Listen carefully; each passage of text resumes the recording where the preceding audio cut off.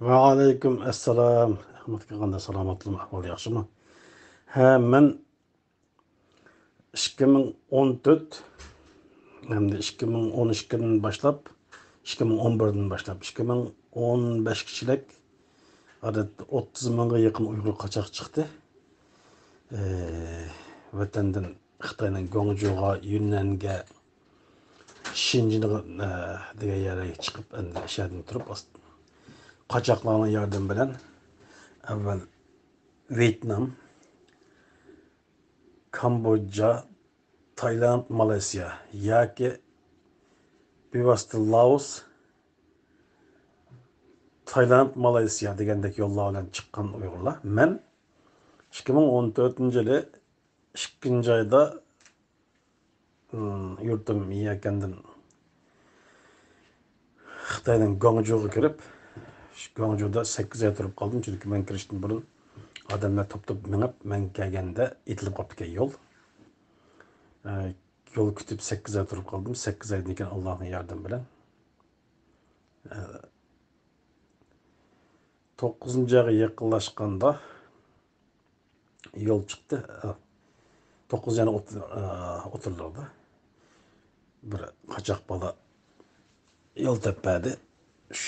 Shu mangancha Guangzhoudan Nanningga keldik, Xitoyning.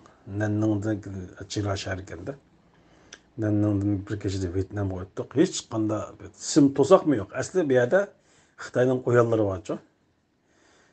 Bu unda bir chegaradan quchqach o'tamaydigan bir chegara o. Ama Xitoyning maqsadi vatandagi bir turkum, ya'ni Xitoyga qarshi harakat qilgan, masalan, barni orqasida nurg'un qahramonlarimiz Xitoyga qarshi urush qilib şey qildi-ya.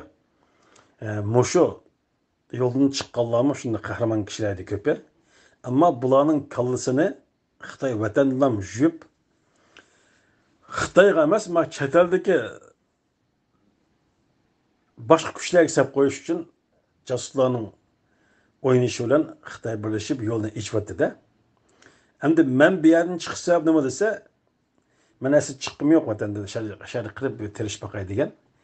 Ammo bizni to'la chaqirib qarab qo'lga. Yana men bilan burun birga kirib chiqqanlarni solab deganda qildigan asta men tijorat qilaman degan bana bilan vatandan Guangzhouga kirdim. Guangzhouda kirib chiqib, ayda toshchilik qilib, tosh ko'tara yurib 8 oydan keyin andan Allah'ın bilen aşırı kaçak balonlarım size yol çıktı. Şu manganca Nanningdan Vyetnamga bir gecelik o'tdik. Vyetnamda 3 kun qo'ndik. 3 kundan keyin Vyetnamdan Kambojaga 2 kunduz 2 kechada, ya'ni 2 kech kunduzda Kamboja chegarasi qunab Kambojaga o'tib ketdik. Kechada berib. Yani ertesi bir gün şehirde konup Kamboja küçük bir devletken saat olladı ben adam akşama kalmaya Tayland çevresi vardık. Tayland'da boyadı bir geç konduk.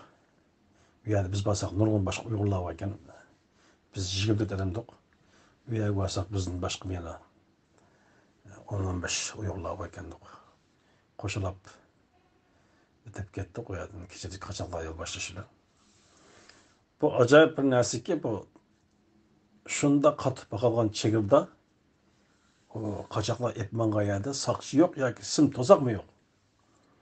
Yerden Tayland'a öttük. Tayland'da bir dağınık kaçak sakçı varken de kaçaklar sakçı başlığının öyüne makan kılatıken de şu yerde 3 gün tuttuk. 3 günden keyin etdigende yolga chiqib kechda bir kecha minib ertasi nimaga bordik tush bo'lay deganda Malayziya chegarasiga keldik. Chegarada Malayziya yaqin yerlar musulmon ekan Taylandning. Xuddi bizning Turkistonda ching boshqondek Tayland başan ching boshqo degan. Bunda hech yerga ko'mgan to'saqni shu yerda ko'rdik, ammo yana bizga u yerda hech kim Sen kim dep demedi de kolumuzda kaçakla belgen bir dalını jip bada serek jip. Saç geldi jipni kökstümüz her dep ketedi. Başkalar da şey bizi dekşimeye taşındı ötep. Demek geldik Malezya'ya. Malezya'da 40 gün kaldım. Yol uyanın yakımında kaçak mağlıgan yol imkanı yokken Türkiye'ye. Ben kesemem dep yol içirip yolla aeroplanda Kayalar aeroplanına geçtim. Atlap uvaka cıktakı ketdi o zaten şu vakti. Aeroplan stansına geçtim. Tam atlap kirip gelip gelgendim bana. Aynen kırpılıp bir etmen dedi ki teşinin ekirip yapacağım. Kim çıkıp ondan tutup oduluk günüge özelliği iş göz adamdan bandı. Aşında minip 3 ayda andın. Evet, Uygurlarının ahırsı üzüldü. Biz şahsen ben kelgen vaktinde iş gözge yakın Uygur bir aeroplanına geldik. Ma Türkiye hükümeti bizge nemi berdeydik. Seyahat belgesi dep bir narsa. Onu ben kelgende aşağıdaydık.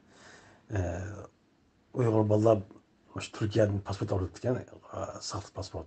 Yani pasport sahte emas, lekin adam resmini soyutup lan, onu biz resmini çaplap Türkler bizim okşagan ekan. Şu pasportlarla çıkıp Türkiye'nin yardım bilen Türkiye'ye keldik. Türkiye'ye keldik pasportunu tatılıp kolumuzdan. Seyahat belgesi dep ak kagazda berdi. Şu kagazda yaşadım hazır Türkiye'ye kelip 9 yıl kaldı.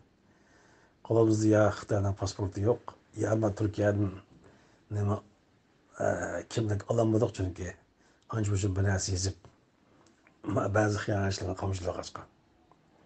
Bunda yaşadığımız zamanki şu ahvalım kısakça vatandan Türkiye'ye giriş ahvalım şu. Ama o Suriye'ye bağlı gelmiş töhmet benim qo'limda ma hükümet bergan hech qanday jinoyat o'tkazmadi deydigan isbotim bor. Her mesela hozir qalsak hozir ola olamiz isbotini. Chunki to'g'ri kimdir? Chunki nimamiz bizniki pokiz tariximiz, bu yerdagi tariximiz. Vatandagilar bilan bular so'z qilmaydi, vatanda ish qildidan uning kori yo'q. Meni qonun xilop qilmagan bo'lsak ham sog'lom yashayveramiz, ammo bu yerning kimligini olmaslik sabab Müslüm bazen körüldü torda bazen katılı kamışlayman.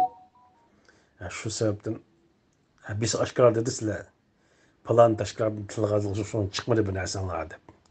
Çıkmasa falan bir edep tutuk. Allah'a şükür yaşavatımız.